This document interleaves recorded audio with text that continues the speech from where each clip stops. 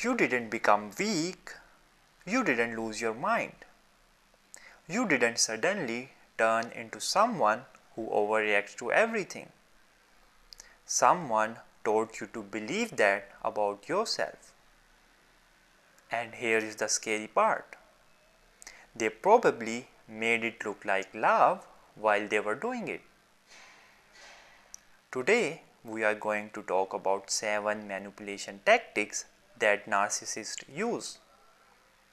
Tactics so quiet and so sneaky that most people go years without ever noticing them.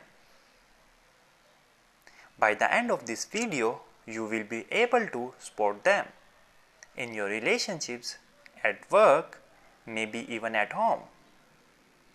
Keep watching because this one is important.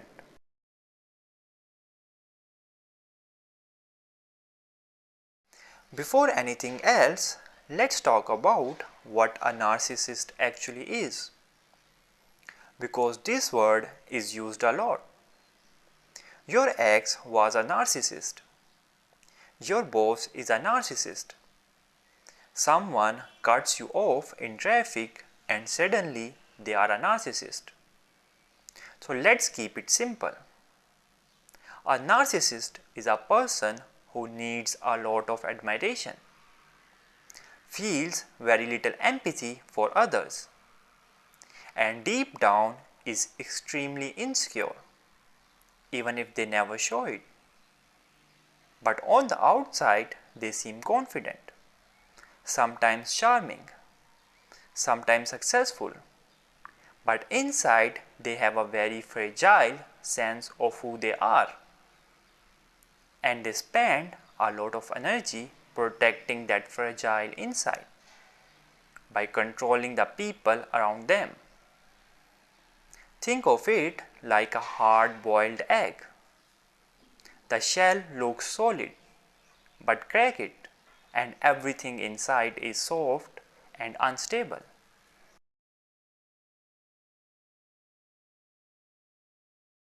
Seven tactics. Each one is built to do the same thing. Keep you confused, keep you doubting yourself, and keep them in control. Notice how they connect to each other. Because a narcissist rarely uses just one. They layer them, they mix them, they switch between them depending on what is working. Let's go.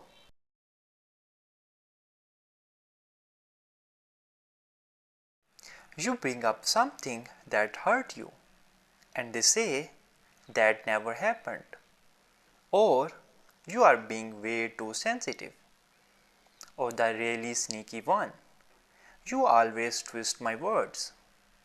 This is exactly what you do. This is called gaslighting.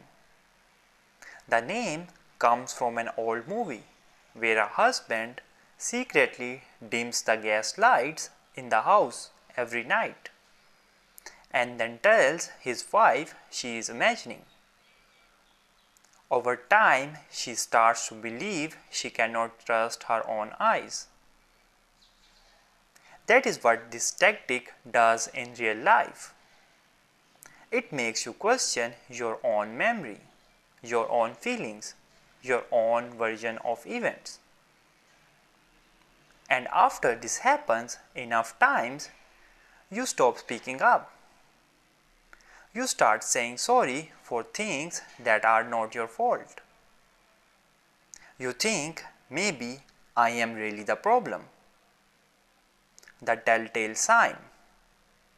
After conversation that should be simple, you walk away feeling confused and guilty every single time.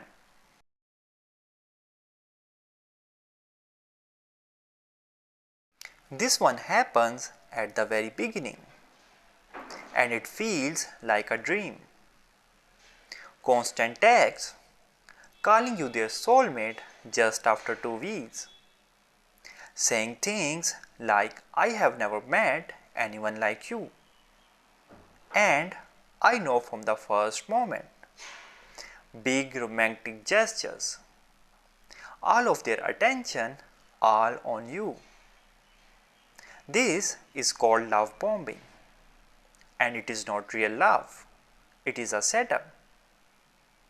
What they are doing is making you feel like you won the lottery, so that later when the warmth disappears, when the criticism starts, when they go cold, you keep trying to get back to how it felt at the beginning. You think that is the real them. I just need to figure out what I did wrong. So you work harder and harder to get back something that was never real to begin with.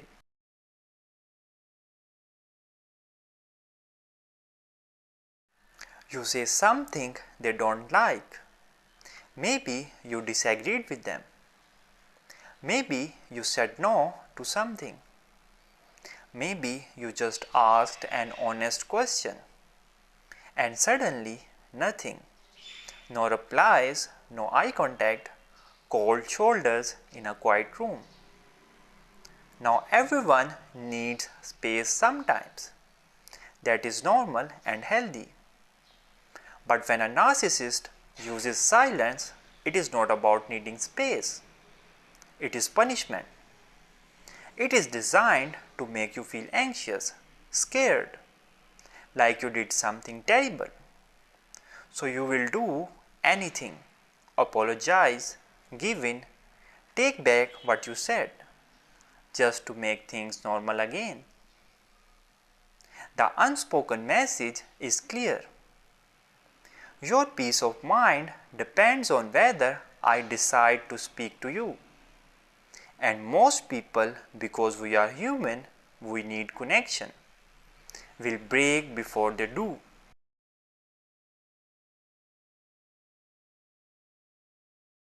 This one brings someone else in the picture. My ex was never this difficult. Everyone I have talked to agrees with me on this. Even your friend thinks you are overreacting. This is called triangulation.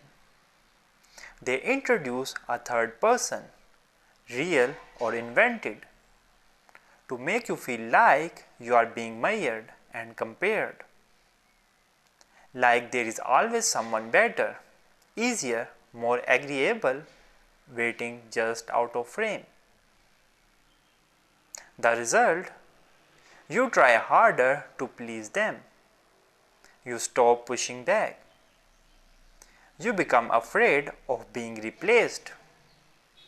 The cruel part is that third person being mentioned usually has no idea they are being used as a tool.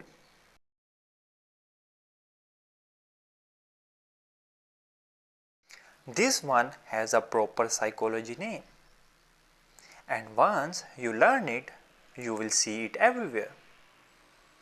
DARVO. It stands for deny, attack, reverse victim, and offender. Here is exactly how it goes. You go to them with something they did that hurt you, something real, something fair to bring up. First, they deny it. I didn't do that. You are remembering it wrong. Then they attack you for raising it. I can't believe you are coming at me with this. Then the flip. Suddenly they are the victim. After everything I sacrifice for you, this is what I get. And somehow you end up comforting the person who hurt you. You came to the conversation carrying a wound, and you leave it carrying guilt. That is DARVO. That is the narcissist's most skilled weapon.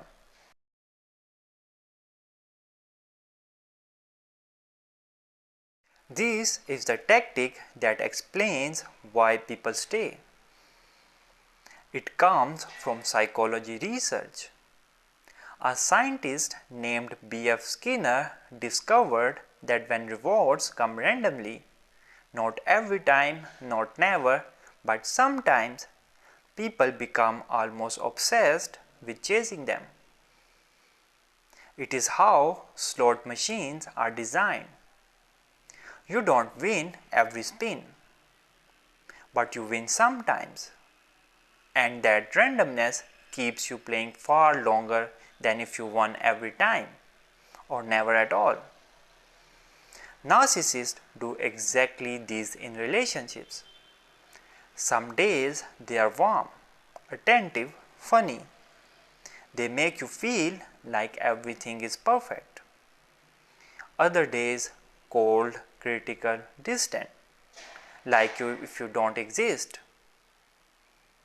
And because the good days exist, your brain keeps saying, if I am just a little more patient, a little more understanding, I will get back to those good days. You are not weak for falling for this. You are not stupid. Your brain is doing exactly what human brains are designed to do. The unpredictability is the trap.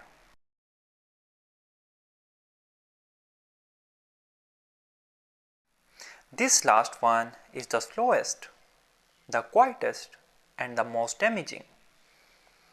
It does not happen overnight. It happens across months, sometimes years. It starts with small comments. That color does not really suit you. You are funny, but in a weird way. Your friends are a kind of bad influence, honestly. You are too emotional, you need to toughen up. Each one alone seems small, maybe even sad with a smile, but they add up, slowly, quietly, like water wearing down a stone. They chip away at your confidence, your friendships, your opinions, your sense of who you are. This is called identity erosion, and what it builds on purpose is dependency. Because the smaller your world gets, the more they become your world. And one day you look around and realize your friendships faded away. Your hobbies are gone.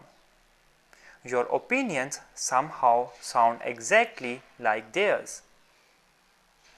And you can't quite remember who you were before you met them. If anything in this video felt familiar, stop for a second. Breathe, because recognizing these patterns is not a small thing. Most people go years, sometimes their whole lives, without ever having a name for what happened to them. Now you have seen 7 names. And here is what is important to understand. None of these tactics works on someone who can see them clearly. Awareness is not just knowledge, it is protection. The moment you can name what is happening, the spell starts to break. And the version of you that existed before someone started reshaping you, that person is still there. A little buried, maybe, but still there. I want to hear from you right now in the comments. Just type the number of the tactic that hit you the hardest. No explanation, just a number. Let's see which one of this community connects with the most. And if this video helps something click for you, share it with one person. You don't need to explain why, just send it.